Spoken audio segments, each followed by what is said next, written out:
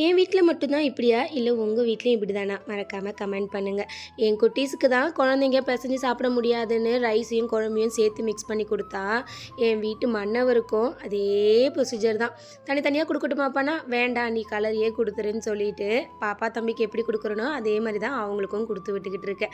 So அன்னைக்கு காலையிலே lunch and breakfast பண்ணிட்டேன். ஆஸ் யூசுவல் குட்டீஸோடைய பிரேக்ஃபாஸ்ட்டுக்கு வந்துட்டு கஞ்சி தான். எல்லாரையும் கிளப்பி விட்டதுக்கப்புறம் வீடெல்லாம் கிளீன் பண்ணி விட்டுட்டு, நானுமே அங்க வீட்டுக்கிட்ட போயிட்டேன். கொஞ்சம் கிளீனிங் வேலைலாம் இருக்கு. டெய்லி மோர் தென் 5 கமெண்ட்ஸ் அது வந்துருது. வீட்டை பற்றின டீட்டெயில் எங்கே இருக்குது, எந்த ஏரியா, ரெண்ட் எவ்வளவு, நீட்டாக வச்சுருக்கீங்க, எங்களுக்கு ரெண்ட் கொடுப்பீங்களா கேட்குறீங்க. Sorry for that. அண்ட் வீடு வந்து ரெண்ட் அவுட் ஆகிடுச்சு.